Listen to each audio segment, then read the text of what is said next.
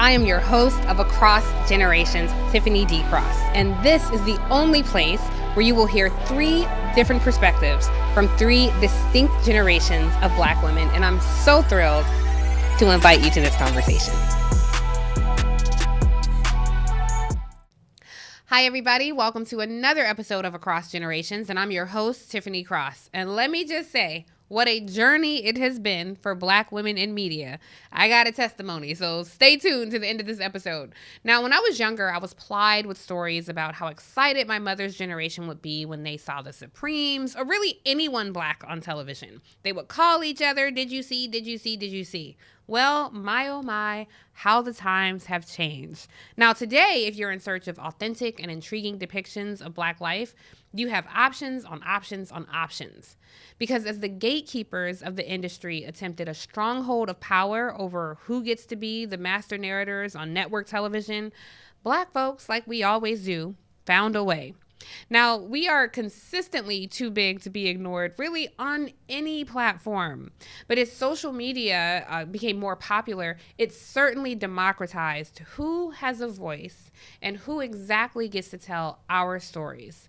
And even when it comes to news, how we get our information and who we get our information from has most certainly come into question, as diversity in content is not only expected, but let's be honest, these days it's demanded.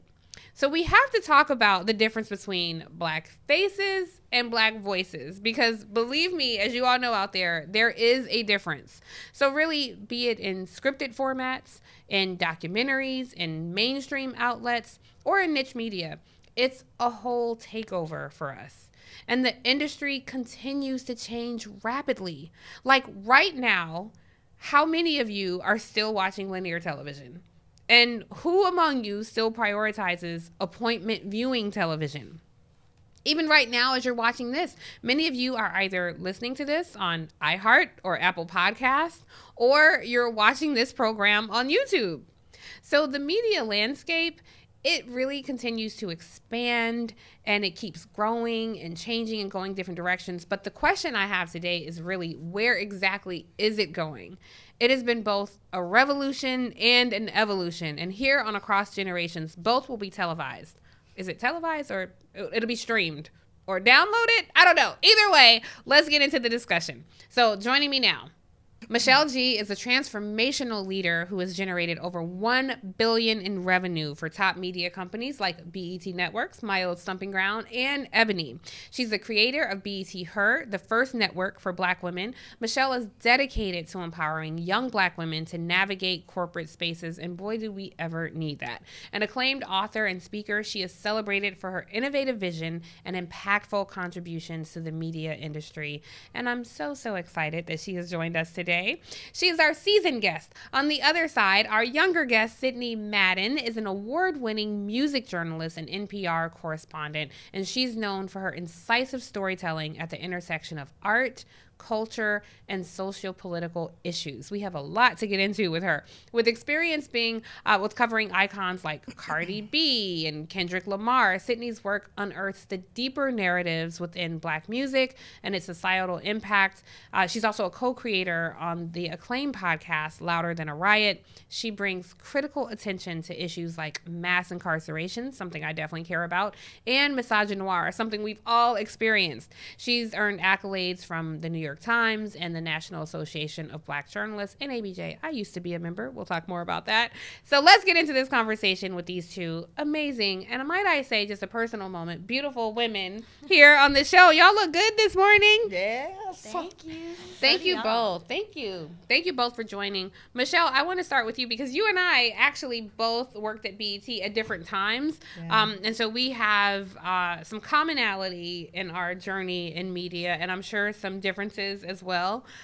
So can you tell me about your journey? Because you were solidly in the corporate space and in corporate media. So tell me about that transition and how you got here. Well, first of all, most people that are accomplished go through the Underground Railroad called BET. Yes, so it was good. It was a good journey. First of all, thank you for having me. I'm excited about this conversation because we know how important our voices are. So I grew up in Oakland, California. I got to give the town a little shout out because you can't be revolutionary and not come from the town.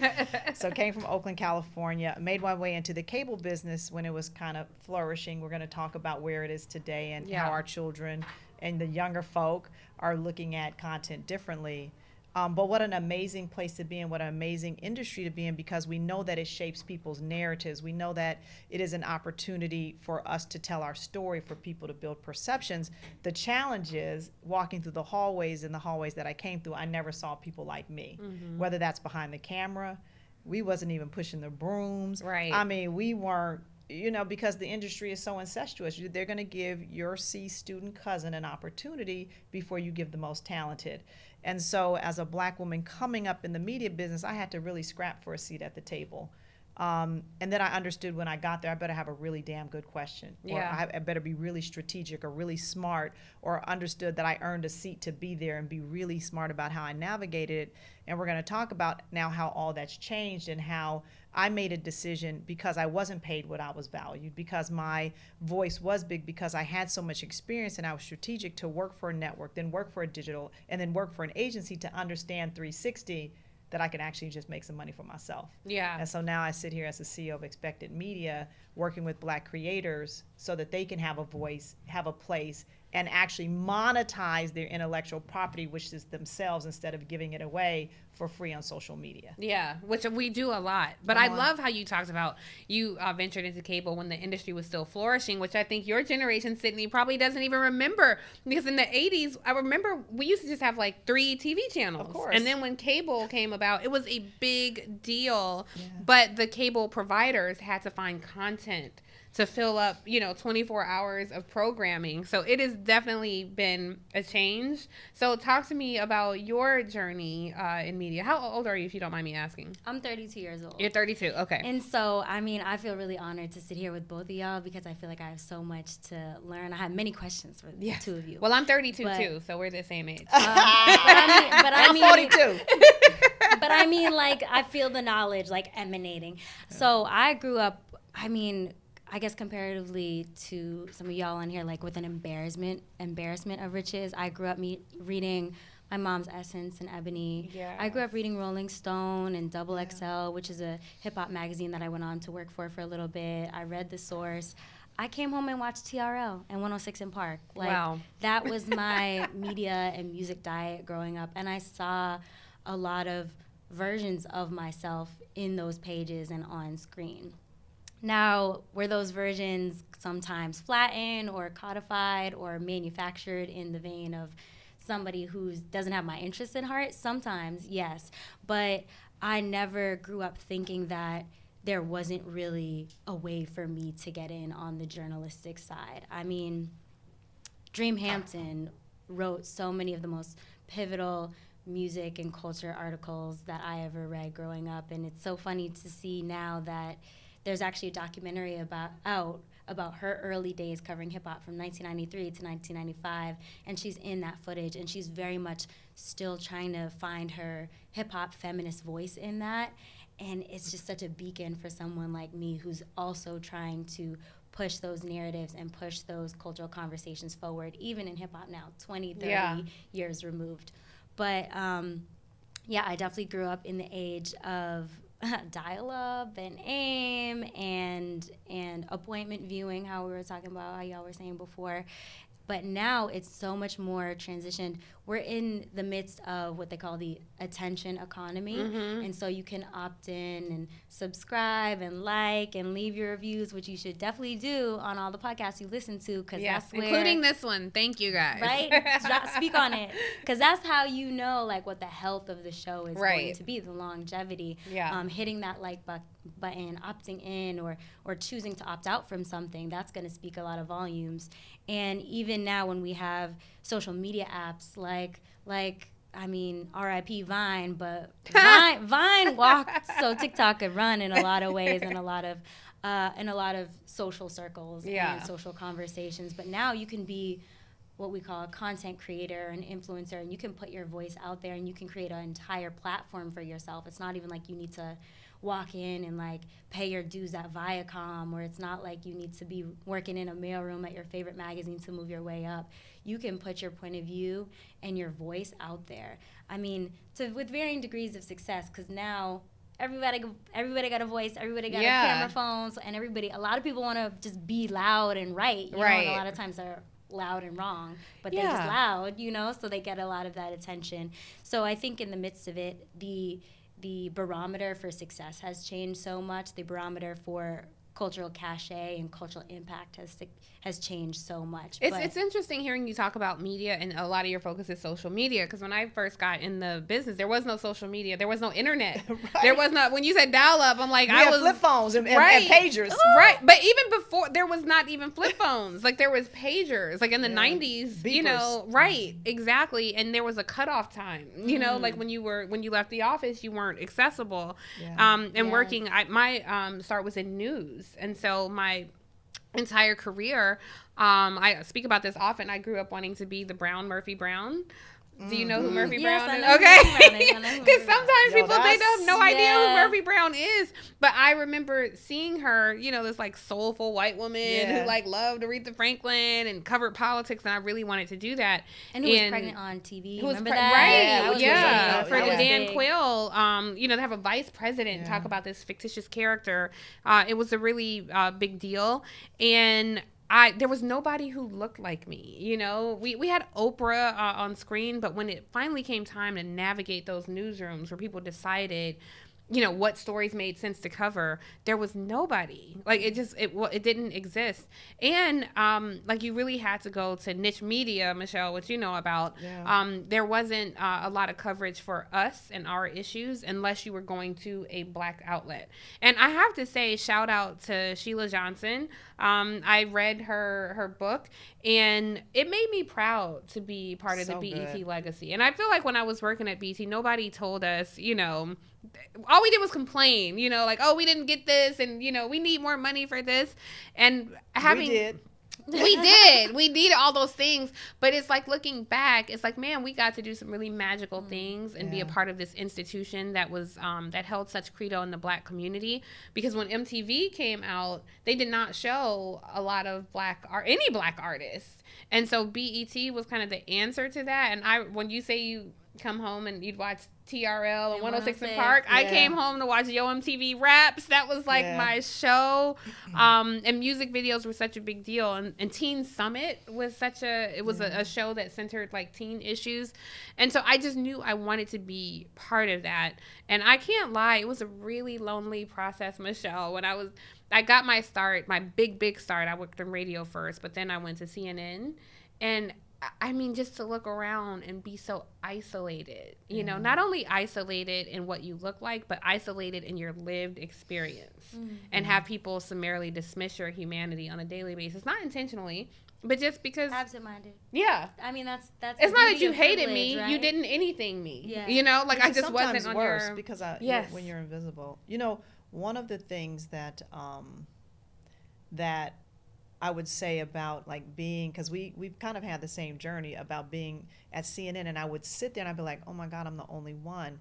And really it made me connect to my faith, because I said, God wants me to be the only one, because he wants me to have this voice. He wants me to have this moment, and he wants me to go to this journey, because if you're with someone else, I can't stretch and grow you the way that I need you to be. And so now as a 58-year-old woman, I never ask God, why am I alone? I never ask why, you know, my son can't find a friend to hang out with, because I was like, God wants you to take this moment and to be better and to be great and to walk in your destiny and open your gifts. Yeah. So God wanted you to be here. He wanted you to have a plan. He wants you to feel lonely sometimes so you can connect. You got to be silent to hear that small whisper in your voice, right? To hear where you need to go. So I just wanted to only though. And to follow the voice too, because that's how you can pitch what you need to pitch. That's how you 100%. Push. That's how you sharpen your point of view to the point where it's undeniable, where it's like, there's no way you need to deny this. And they see you, so they can say, oh, you know what, she's so good.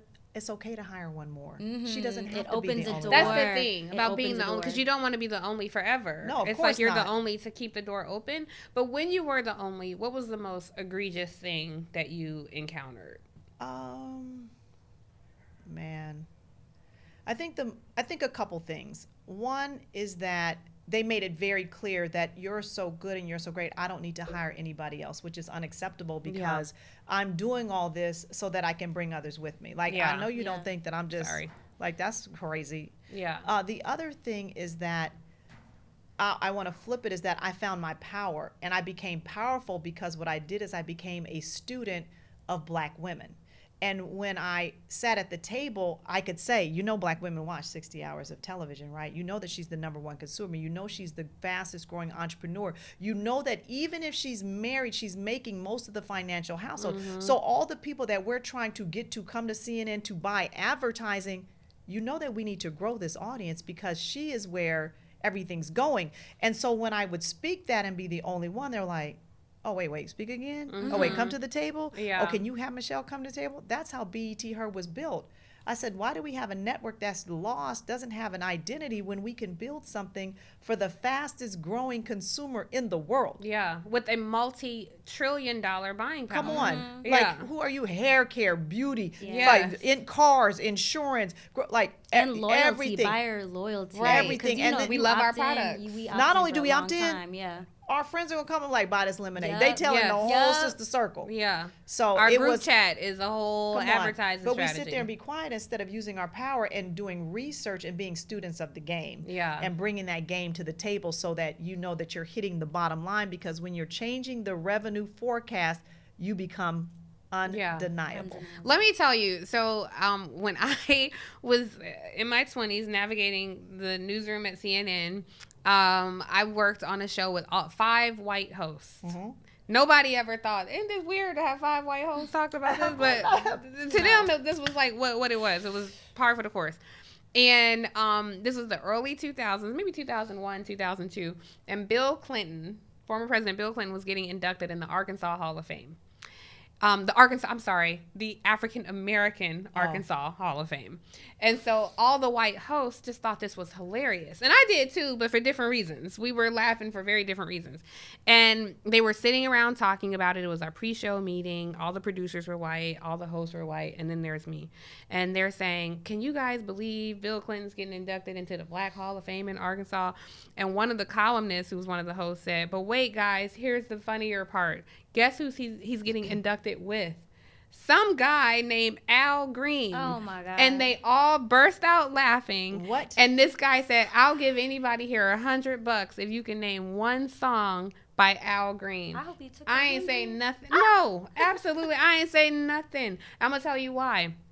As they all laughed, and they constantly treated me like I was an idiot, you know, like I was the diversity hire, and because they knew like Beltway politics in a way. It was a white space, so of course you can navigate it better than I do as a young Black woman. I didn't say anything because they literally asked me, Tiffany, can you name one song by Al Green? And I said no and walked away, and I'll tell you why. Because the things that they knew, they were 40, 30 years my senior. The things that they knew, I would learn. But I did not think I needed to defend a legend, Al Green, to these 5 old white folks who were dismissing him, and somebody whose falsetto, and this is a scientific fact, you can get pregnant by his falsetto just by listening to Al Green. I'm not going to defend this man to these people. And it's like all the things y'all don't know, I will learn. But y'all have gone your whole miserable life without ever hearing Al Green's falsetto, and you laughing at him. So I let it go because I just thought, y'all are whack, not him. I don't need to defend him. But the bigger point I'm making, these were the people who were making decisions about what needed to go on air, about what was worthy, about who was a viable candidate when they were covering politics, presidential elections, congressional elections, about what guests made sense to come on the show and have these discussions. History and building. they literally were laughing at a legend being inducted alongside President Bill Clinton. It was just and Bill egregious. Clinton was probably happy. He's like, right. what? He probably got Bill all Clinton the was photos. honored.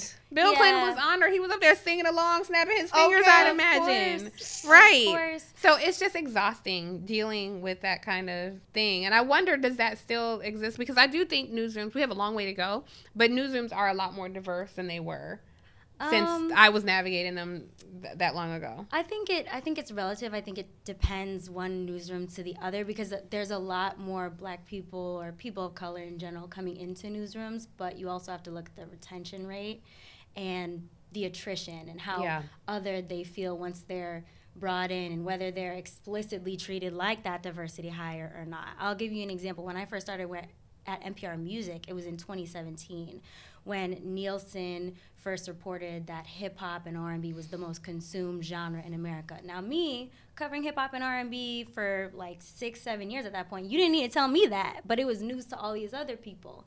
And when I first started in the music department, I was one of 3 Black people, and I was the only Black woman. So anytime something happened in hip-hop or R&B, if it was about Ari Lennox or if it was about Meek Mill, it'd be like, it'd be the head turn in the meeting to me.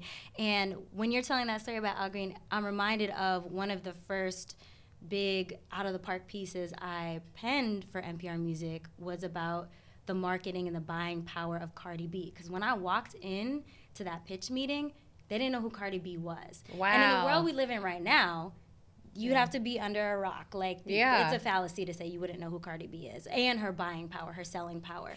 But this is before Bodak Yellow. This is before her debut album, when she was very much just a cultural figure within us. Like, we knew who she was on the internet. We knew what Gangsta Bitch Music 2 was doing in the streets of New York and stuff like that. And so me pitching Cardi B and her buying power pegged to her debut album, this was like it was like a wake-up call to them of this whole other world that they didn't know about, and they're, granted, I pitched a lot of other things before I got that one through. I think we should talk about pitching and editors and that ceiling of power that comes into it. But in getting that first piece out and it going crazy at getting page views, because, they care about the page views. They care about the ad dollars that go into it. Getting that, it was a point of validation for me, because I'm like, oh, actually, to the point, I can learn all the stuff you're talking about, but there's some things that you're never going to know, and I'm truly going to be the expert in, that I can assert in this place that you can never take away from me. And that's the voice. And that's why everything I put out now, I know the audience that I'm speaking to, and I know my target demographic, and I know what my byline does and who I speak to and who I speak for with it. So that's why it was a moment that I was like, oh, okay, let me keep my chin up in here. Let me keep my foot on next up in here. Yeah. Now, you were on the corporate side, Michele. Do you remember, like, specific content that the maybe networks were not as open to, like, major stories that maybe they didn't? Well, so, interesting story. The way that I became an entrepreneur is I was at CNN, and I was in the lunchroom, and I see Soledad O'Brien, and she just finished making Black in America. She made Gary and Tony Have a Baby, and she made something else, right? And so I was like, Soledad, we need to be pitching. We need to be selling what you're making, because there's such great stories, and I believe that they're going to have a lot of traction. So at the end of the day, we're not selling content, we're selling audiences. And so, like you said, if we can bring in audiences, then we're winning, because now we're, fulfilling all of these advertising deals. So everyone out there watching, understand that the backbone for every media company, Instagram, Facebook, is content and getting people to come and engage with it. So I said, Soledad, yo, let me create a department. All I'm gonna do is sell your stuff. I was like, I think I can make some money. So I built this department called CNN Advantage. People's like, no, Michele, don't tie yourself to multicolor. It's crazy. And I literally brought in millions of incremental dollars by partnering with some of the biggest brands around those stories, because it was so unique and amazing. And we had this little business for a couple years until, I decided to spread my wings, and that's when I went to BET. So what's the difference, you think, working in predominantly white spaces and predominantly Black? Because both, I think people romanticize working in, like, all Black spaces, and I think, to me, it's 6 in one hand, half dozen in another. Like, both have their challenges. Well, listen, everything is about building your Rolodex when you're in a business like mine. Like I couldn't be an entrepreneur unless I could call every CMO, I could call every head of investment, I have relationships with every single brand, and not I know how to get to them, and they'll at least call me back because I know what to say. So I would say this, that, you know, you understand what it means to be lonely and isolated and be the only one, yet you're building relationships, so everything is a give and take. You're at a place where you feel very comfortable, so you're free and you feel better, but then there are also challenges because the marketplace doesn't bring as much value to you. Because there are conversations I have at CNN and have the same conversation at BET, but then they change the rules. So you just got to remind people, it's like, but I literally just don't do that. Don't do that. Yeah. And they're like, oh, my bad, Michelle. Exactly. So now you see what goes on. Like there literally are a different set of rules just because who your employer is. So, but we also have the power to change perceptions, change the marketplace, bring value to places because you stand on the fact that you're delivering amazing audience. So, you know, happy, tough. Yeah. You know, not so happy, you know, building relationships and making money. So it's all. I'll say this. When I was at BET, we were doing, I think, phenomenal work there. We put out like great products, especially around, we were a black network covering President Barack Obama. Before that, we were covering policy coming out of DC. To me, looking back, I'm like, man, that was great work. What I found, though, is audiences wanted their news from white outlets. And I still, like, struggle with that. It's like, we're bringing this to you from a different perspective. It's high-quality storytelling, high-quality journalism. We didn't cut corners. We were presenting, and there were our solid audiences who were always loyal and who would tune in. But if it wasn't on CNN or NBC or ABC, one of the major networks, it was somehow less valuable. Sell news on BET. Why is that? I don't understand it. Because they come there to feel at home. They come there to relax, to unwind, to be part of their family. That's why, like, when BET would do something, it's like, but wait a minute, you let them get away, but they're not my family. Right. I don't have the same expectation for them. Because we literally would be perplexed. We're like, what? But this other network just did the same. They're like, the same thing, and they will watch. Yeah, so they and if you think about local news, has the biggest audience of African Americans. Yes. They're watching their local news, so I don't want to see that on you. Yeah, I want to see Sisters. Yeah, I want to see a Tyler Perry movie. I don't want to see that. But you know, the other part of that it's crazy though. It is crazy. Or they go to Twitter. Or Twitter. Now. But before there was a Twitter, it was crazy though. I remember when the Real Housewives franchise launched, and I found it to be incredibly racist. I didn't find it entertaining, but a lot of people watched it. But I remember thinking if BET had put that shit out there, people would be highly offended. It'd be crazy. People would have treated it like they did Uncut. It was like, how dare you portray black women this way? Yeah. But they will cheer on Andy Cohen, go on this show, serve drinks, have a good time. Yeah. And I don't find his antics amusing at all. No, not when at all. he's sitting there talking to black women doing his dialect, there is no way I could share that platform with him. A lot of viewers, very little social engagement because I'll watch it, but I don't want anybody to know. We literally did the research. We're like, what the? 2 million people watched 2 tweets because they're like, I want to watch. It's my guilty pleasure. Yeah, and I'm kind of enjoying this, but I don't want other sisters and brothers to know that I'm literally cheering this foolishness on. Is the most mind-boggling. I don't get it. And then for the younger, or not, I shouldn't say younger, but for a lot of hip hop artists. Yeah. Like I remember my show, and there are a lot of other black-led shows, and you could not get a hip-hop artist on your show, but they trip over themselves to go on Ari Melber or to go on other like white platforms. And it's something about being validated by this white man that makes them feel good. But it's like, I'm from your community. Yeah. He's a guest of the culture. No diss to him, because look, Ari loves hip hop, so it's no shade to him. Yeah. But I do look at the artist like, wow, you are something about white media makes you feel validated and accepted, and I wonder why that is and what that means for black-owned media, which is I would say almost non-existent today. I feel like a lot of it has to do with perceptions of prestige, like how you're saying. you don't want to go on. When I used to work at XXL, for example, XXL is a storied legacy hip hop publication.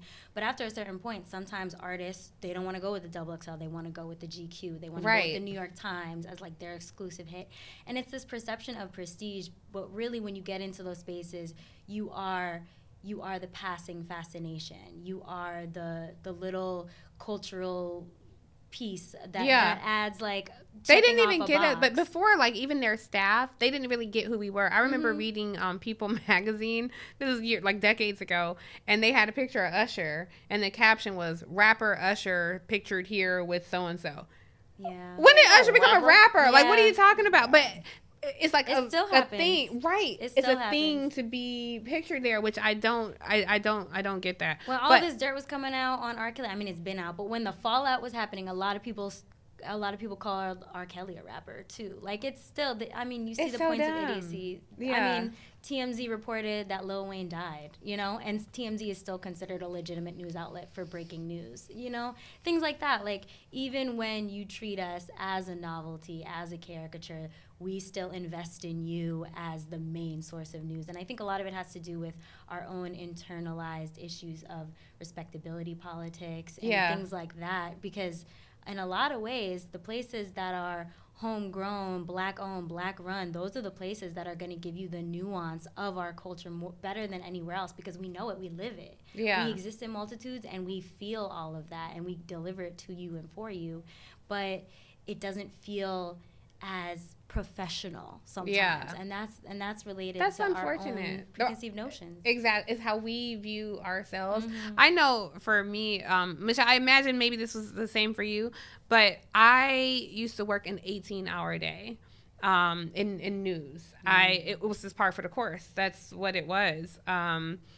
There, you weren't off, and because you didn't have like a BlackBerry or a cell phone, like, I wanted to be in the newsroom. I was waiting for that breaking news story just so I might be there.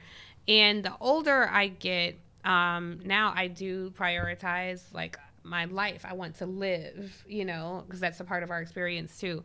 But being in media, especially corporate media, did you find that you were able to strike a work-life balance? So I want two things.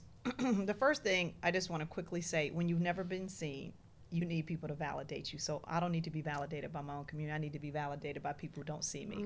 So that's the sickness, right? Yeah. So I want to say that, like, and I kind of get it, but I don't. Yeah. Because I don't need you to validate me. So that's a maturity thing. But I appreciate that perspective. And it gives grace to people who need that validation. Because I'm not trying to like diss them. Yeah. But it's frustrating. Because I think you can't love yourself if you need somebody else to validate you who doesn't like you. So it seems more prevalent with our counterparts sometimes than with black women. And I wonder what that's about. Black men don't get mad at me. I love y'all. Y'all know I do. But they're the least seen. So that's why. Think about it. That's true. That's why a lot of the isms are internalized and regurgitated out within hip hop, because hip hop was always seen as the one place you can have your voice as a black man validated and broadcast in that way. Yep. But then the thing you're trying to chase and try to be liberated from, you internalize. That's why that was a lot of the premise of season 2 of Louder Than a Riot, when we unpacked misogynoir and how it's so embedded in hip hop. Yeah. But sorry, continue. No.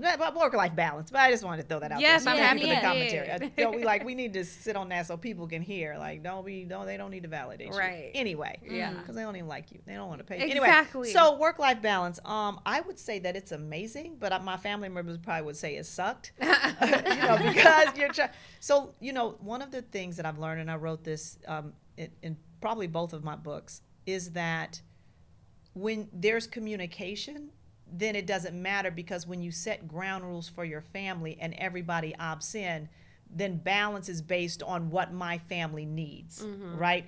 And so when I was to write my book, I said, listen, Mom's writing this book. I really want to go hard. They're like, Mommy, okay, good. I said, because when she does, then that means this for our family, right? So Mom wants to do this, Mom wants to do that, and my husband's doing this. So we literally would come together and have dialogue and vote, I think, and we would stand by that answer.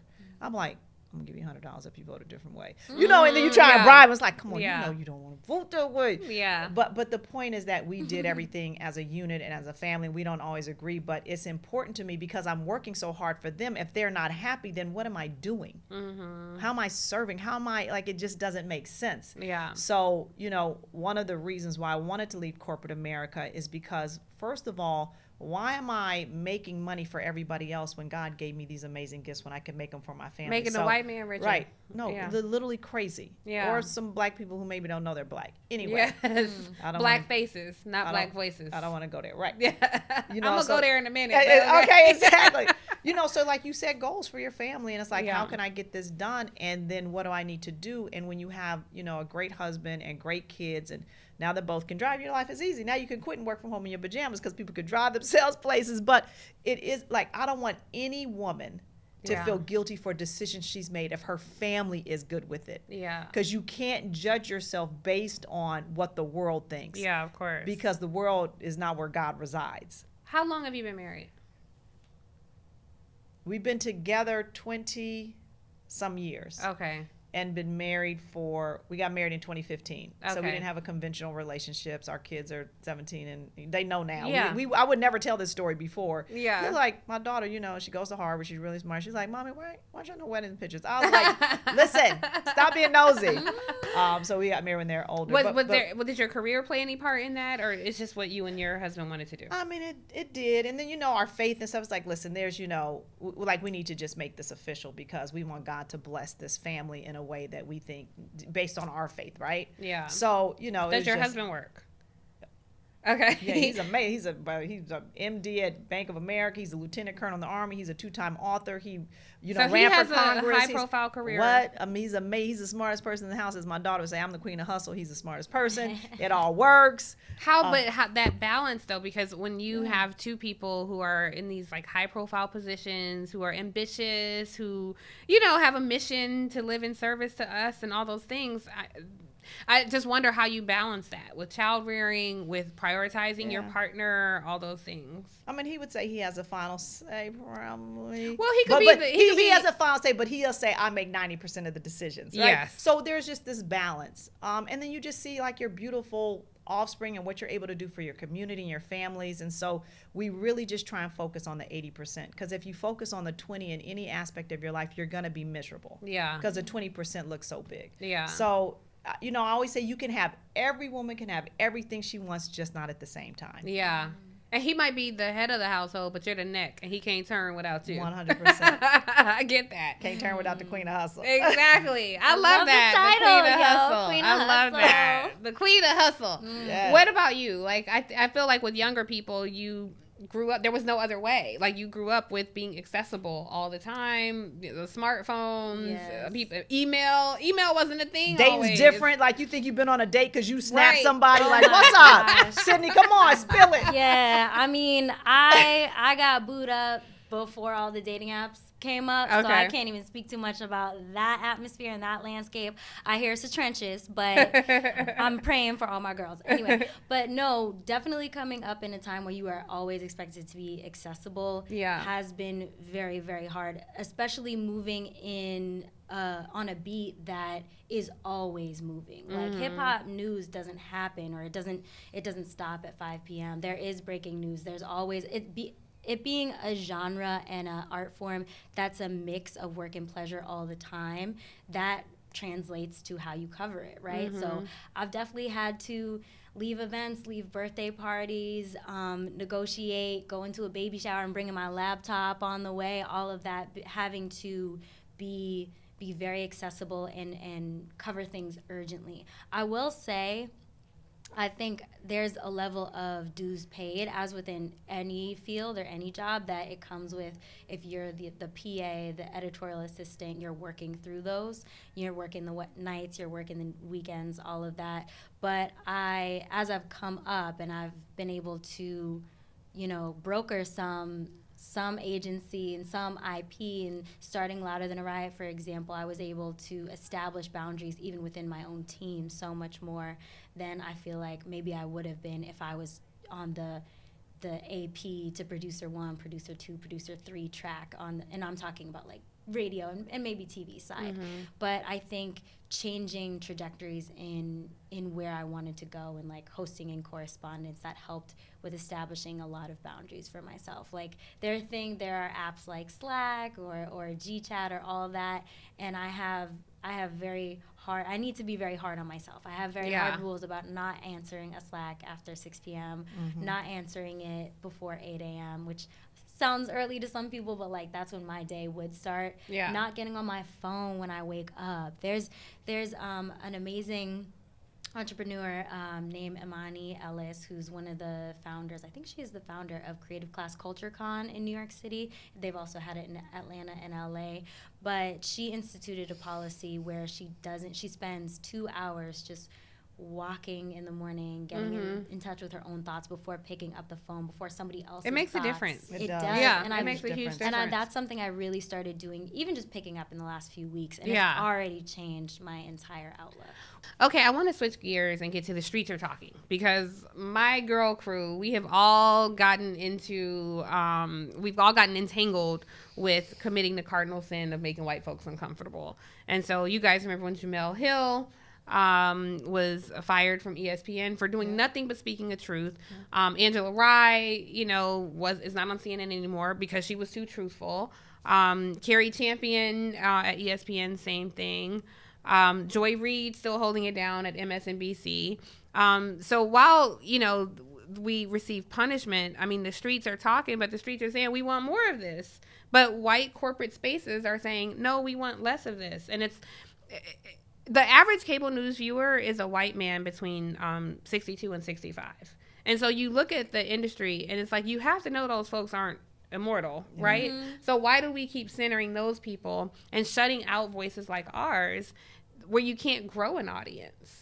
And we can be sisters for each other, but it still felt like the industry, for me, I'll speak about my experience. I committed the cardinal sin of making white folks uncomfortable. And so then it's like, well, we have to take your voice away. We have to take your platform away. Now, thankfully, Will Packer, centers his success with Black women. And so it's a great partnership with him. But it wasn't always like that. I think about Melissa Harris Perry, who was an amazing talent. I stood on her shoulders at MSNBC. And then Joy Reid, who is holding it down, thankfully, speaking her truth. But it just feels like you can be a Black face, but not always a Black voice. And I'll say personally, I am so frustrated with having so many challenges for 25 years now. It feels like the news media industry has been, no, you're not welcome. No, you're too Black. No, you are talking about things nobody cares about when everybody cares about it. You're talking about, or you keep pushing these stories that we don't want to do. And it can be debilitating to even now, at 45 years old, it's like, fuck, I don't deserve to be going through the same bullshit that I was going through 20 years ago. And I don't know, for me, I can get frustrated and like, y'all don't want me here, fine, and try to pivot. So I'm trying to figure out how to navigate this personally, professionally, mentally, spiritually, because I'm still super irritated about this is a question I have for the both of y'all, because we work in creative spaces. We bring the business prowess and the creative together, right? And in the midst of that, it's so imbued with our identities as Black women. And we care about that. We care about holding that torch and bringing it. And this is me at 32 feeling how you're feeling. And I'm like, I'm hearing it at 40. And I'm like, oh. So is there any time when it doesn't feel like you get washed out by holding the torch and bringing the voice forward? Does that make sense? Is there any time when you don't feel burnt out and drained by it because you care so much? Is it because we care so much we're destined to be tired? That's my question. That's very philosophical. Because I feel like for me, if I cared less, if I was working at a barista, I feel like I'm an overachiever. So if I were to become a barista, I would enter all these barista competitions and win them. But you know what I mean? But if I was working in a career that I didn't care about, if I was punching in and punching out, would I feel this tired? But my career is so entrenched and integral to my personality, my passion, my identity. Like, Yeah. Are we destined to be tired? Yeah. Yeah. I think because there's so many things to do and we can see what's going on, right? And I stated this, Dr. Gay was the first black female president at Harvard. And to watch that unfold, when I looked, I had to literally go Google her credentials. I was like, well, why would they give her a job and she's not? I'm like, wait, what? Award, education, save $55 million in the first department. She was clearly competent. But she said something that, went against the grain, right? So then that started this whole conversation about DE&I, and they didn't earn it. Like when I saw that acronym, I was like, we didn't earn it when we are just now starting to get paid, when we built probably every brick house. What is happening right now? Every railroad track, like what is going on? Like, this is crazy. So it's, to me, it could be draining or it can fuel the fire to say, you know what, I'm not done. And I'm going to continue to tell my story, and the next generation has to stand strong and understand that there are rules of engagement. People are still paying attention, that black-owned media no longer has the same power, cachet. There is no 100% people feel like they owe us anything. And there are, of course, still some companies out there that understand that they want to seed into our companies because of the revenue on the underside, and that is just strictly good business, which I'll take all day long. So, it's never tiring for me.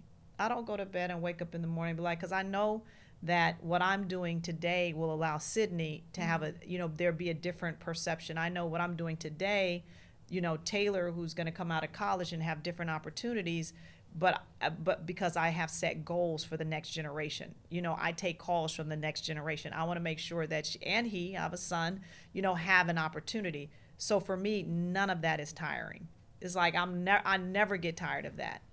I'm tired. I'm not. I'm literally don't care. I'm like literally gonna go and like, no, you're not gonna beat me down. You're not gonna wear me out. That's how I wake up every morning. I say my prayers and I get re-engaged in, my calling, my mission, because I know where my power comes from. I know where my strength, I know where my energy comes from, and I give honor to that every morning so that I can put that battery back in and go. It's like a renewable source of energy. It is every day. I'm so happy you said that, because I'm going to try to pull from your energy. I feel, yes, please.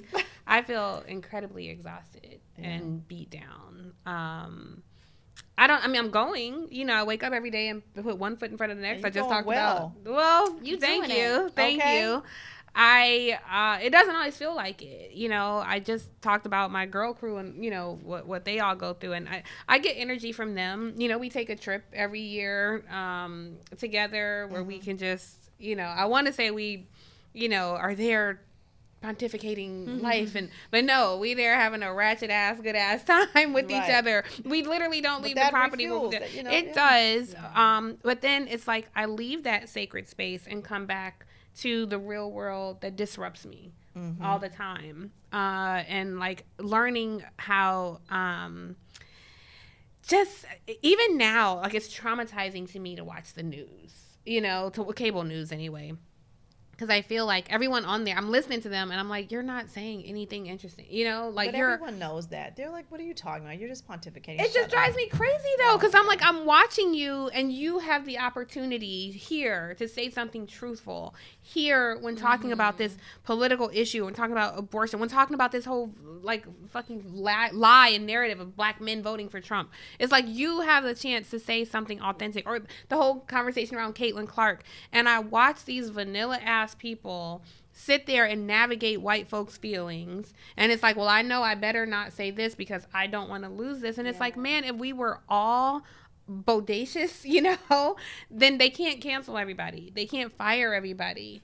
And it just, I don't know, for me it feels beat down. It's like y'all are, and then I watch like white people say whatever they want to, and it's like y'all are paying them more than you ever paid me to tell a lie, and punishing those of us who tell the truth. From, all the people who I named, like on my entire crew, we have all been hit, like smacked on the wrist or just summarily dismissed or fired or whatever. for speaking a truth. So it's hard. I mean, I hate to be so morbid. I'm happy that Michele gave you like this great shining, like I keep going and rah, rah, rah, let's do it. For me right now, I hope I get to that. But for me right now, I feel incredibly exhausted and beat down and just irritated and angry. I don't know. And blessed that you have another platform to tell your story, express yourself, say what you want to. You have not been filtered. Yeah. This is true. So when one door closes, another one always. Yes, Michele. Well, I need the people to tune in. I need people to watch and weigh that's what we're in. gonna do. Yeah, because the numbers are very different. Like I have 4.6 million viewers on my show, and the difference I think is you have an audience there. Yeah. So it's up to the audience to say whether they like it or not.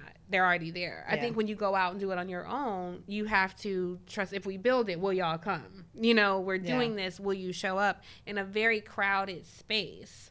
Much like with Black media, like Black-owned media, when mainstream media started covering, much thanks to the work that you did, when they started covering our issues and hiring more of us, then it kind of diluted and disaggregated, I think, the credo of Black media, even though it has to be done with a filter. And so, I don't know, as these spaces were democratized and we can still build things like this, and, you know, thank God I have, you know, Will Packer as a partner here.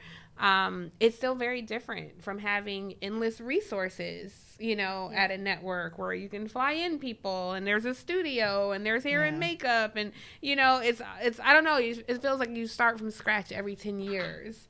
So I don't know, I just feel very angry and frustrated. So I hope you have a better time in the industry, and I hope that I'm going to eventually land feeling how you feel, like I'm energized and I'm ready. I don't feel ready to fight somebody. I stay ready to fight somebody, but I don't, like, that's not healthy either. It's like you wake up angry and you wake up, you know, I read the papers. I read like 8 papers before the sun comes up. Like I'm consuming these things all the time. And it's like, man, y'all still don't get it. And we haven't learned anything since 2016. And it's still the same echo chamber. And well, what do you do first thing in the morning? So I try not to look at my phone. I let myself ease into consciousness. I wake up around 5 a.m. every day. And so I try to ease into consciousness. And I think about what I have to do that day. I think about how I feel. This is all like, I'm not trying to say I do this all the time. This is advice from my therapist. I think about how I feel. I, you know, try to tell myself, like, I love you, Tiffany. It's going to be a great day. Yeah. And then I can do that for about 15 minutes. And then I'm a journalist at heart. So I got to get to those papers. Mm-hmm. And then I read the Times cover to cover. I read the Post. I'll read an article on The Economist. I read The Atlantic. I read all these things, which makes me angry. And then, you know, we can get into the day. Then it starts work. But I do walk, to your point. I walk about 5 or 6 miles a day.